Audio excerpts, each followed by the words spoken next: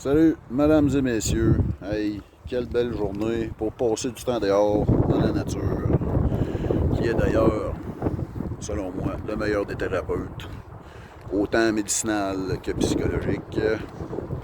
Dans le fond, quand tu vas dans le bois, tu es capable de te guérir en trouvant des plantes, puis tu es capable de guérir comment je pourrais dire, ton intérieur en allant prendre une petite marche. Ça change les idées, surtout avec ce qu'on vit aujourd'hui. Mais c'est ça, j'étais dans ma cour arrière en train de cueillir des bourgeons de peuplier baumier. Là, je vais vous en parler un petit peu plus tantôt parce que filmer et cueillir en même temps, c'est pas évident.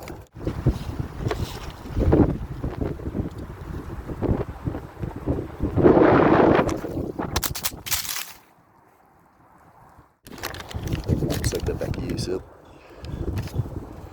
Il y a des petits bourgeons. Donc, je continue ma cueillette. Puis, on s'en jase tantôt.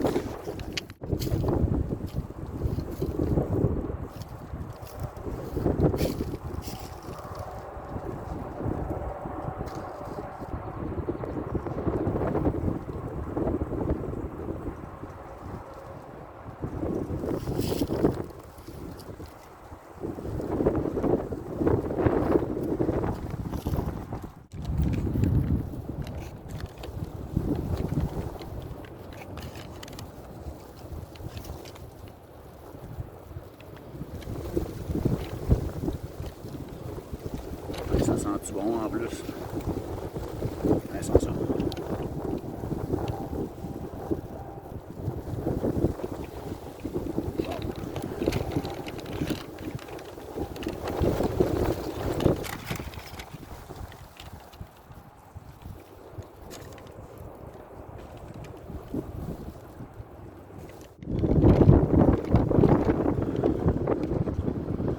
Et où la résine?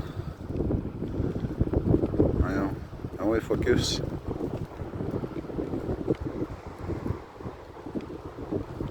Ouais, petite goutte de résine sur le bourgeon.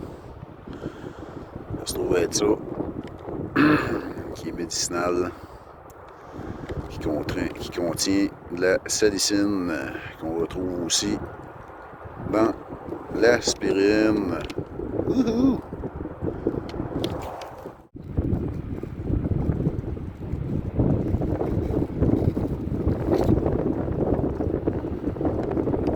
Donc me voilà revenu à la maison avec ma petite récolte. Peux-tu me montrer la petite récolte? Deux ça. Ah ouais? Ouais, c'est cool. C'est pas mal, hein? Ouais. Donc j'ai fait mes devoirs, quelques recherches. Dans le fond, j'ai tiré mes sources de quelques vidéos et de livres. Donc pour commencer, ben, toutes les résines des arbres sont là pour protéger l'arbre de blessures. C'est pour ça que ça génère de la résine. Je sais pas si vous avez été, mettons, dans un parc ou même dans le bois où il y a des branches de cassées, de sapin ou peu importe. Ben, tu vois qu'il y a beaucoup de résine où c'est coupé ou cassé.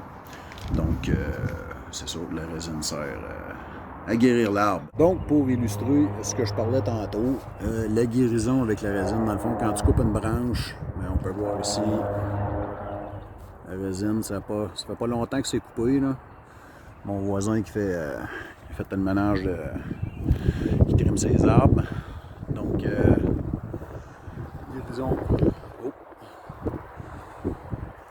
guérison par la résine. Oh.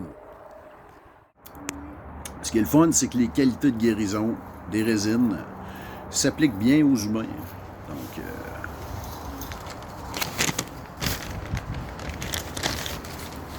petit conseil pour le séchage. Ce que vous pouvez voir, je les ai récoltés, puis je les ai mis dans un petit sac de papier.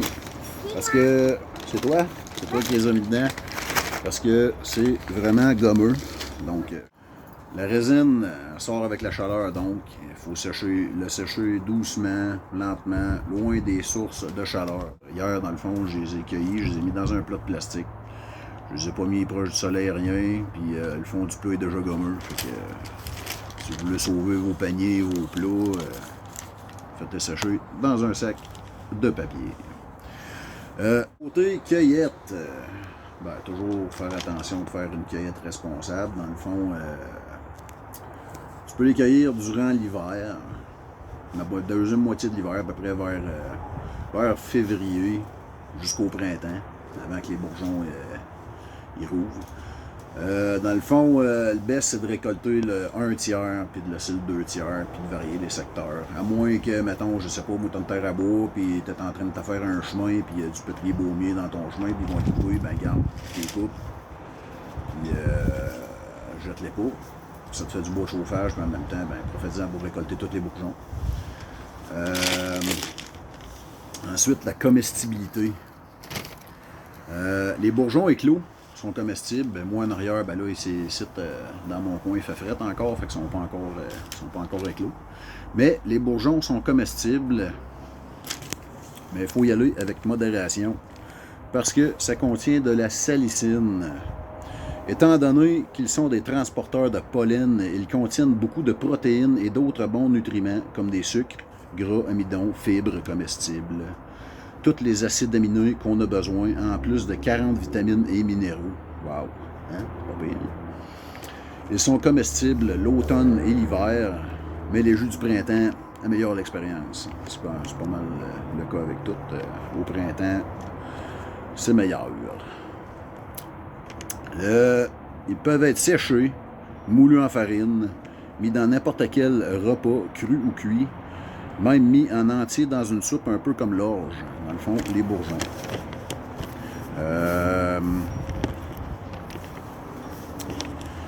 La salicine, hein, l'ingrédient actif dans le papier baumier et dans d'autres arbres. Propriété analgésique se retrouvant dans les bourgeons et l'écorce. Juste pour comparer les avantages de la molécule naturelle versus la synthétique qui se trouve actuellement dans l'aspirine, c'est qu'elle a le potentiel effet secondaire de provoquer des ulcères et des segments dans l'estomac, ce qui n'est pas le cas avec la molécule naturelle qui se retrouve dans les feuilles, les bourgeons et l'écorce. Ce qui n'est pas le cas avec le saule et le peuplier. Propriété médicinale des bourgeons. Ils sont utilisés pour la toux, bronchite subaiguë et chronique, rhume, problèmes de reins et urinaires, mauvaise digestion, rhumatisme, scorbut, la leucorrhée et en tant que tonique stimulant. Hein? Puis, juste prendre note que je ne suis pas un arboriste, hein? Je suis seulement un amateur, donc je partage ça au mieux de mes connaissances. Je vous invite à faire aussi vos propres recherches. Et quand on cueille une plante, toujours faire sûr à 156% que c'est la bonne plante. Autre fait intéressant, la résine dans les bourgeons n'est pas soluble dans l'eau, donc elle est hydrophobique. Et pour en faire une teinture, ben dans le fond, quand tu fais une teinture, essaye de prendre l'alcool le plus concentré, donc dans le fond du 94, avec le moins d'eau possible dedans, hein? Avec le plus haut taux de pourcentage d'alcool, pour que ce soit le plus efficace possible. Un excellent sirop contre la toux consiste de 2 tiers de teinture pour 1 tiers de miel, puis pas du miel d'épicerie pasteurisé, chinois, mélangé. Là. Non, du bon miel non pasteurisé.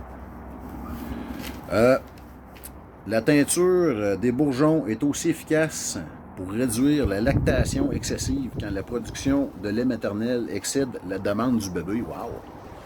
Ça aide aussi durant le sevrage.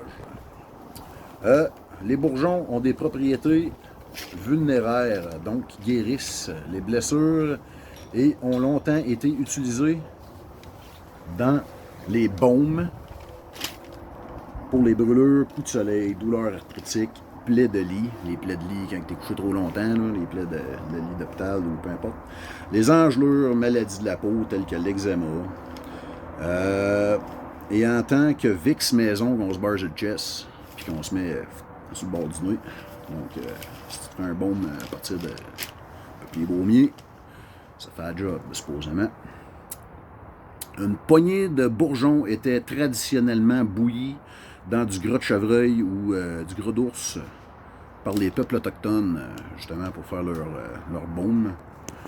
Je pense qu'il y a une propriété aussi dans le gras de chevreuil, si je ne me trompe pas. Il faudrait que je pousse mes recherches là-dessus. En tout cas, les bourgeons peuvent être submergés dans de l'huile végétale. Et ça, pour mes amis massos, les bourgeons peuvent être submergés dans de l'huile végétale de haute qualité, comme l'huile d'olive, pour ensuite être mélangés à de l'huile de massage pour des bénéfices antidouleurs et soulageantes, ainsi qui dégage une arôme agréable. Donc, pour mes amis massos, allez cueillir des petits bourgeons de papier baumier. Les bourgeons peuvent être mangés à tous les jours pour aider avec les maladies dégénératives comme la gingivite et la piorée. Aussi, c'est utilisé par les Autochtones, dans le fond. Tu peux brûler les bourgeons sur la braise pour libérer des essences purificatrices. Les bourgeons frais, ben dans le fond, tu sais, quand je parlais de les faire sécher lentement dans un sac de papier, ben, tu peux aussi les faire chauffer. Tu les fais chauffer pour faire justement sortir la résine. Puis cette résine-là était utilisée aussi pour coller les plumes sur les flèches autrefois. Alors, oui, donc une très belle plante, très bel arbre, dans le fond, que j'ai appris à connaître dernièrement, que j'ai entendu parler dernièrement. Et puis, très content de l'avoir étudié. Papier baumier. Dans la cour en arrière. Hey, attends un peu. Je vais aller vous montrer de quoi que j'ai vu et tout.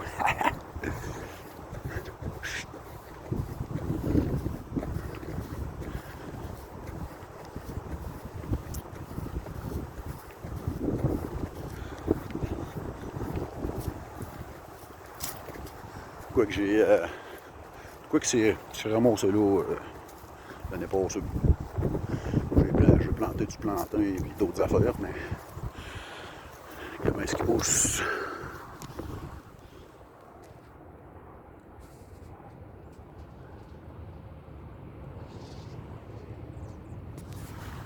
Hihi! Ceux qui savent c'est quoi? Ceux qui savent pas c'est quoi? Ah! Faut me le demander.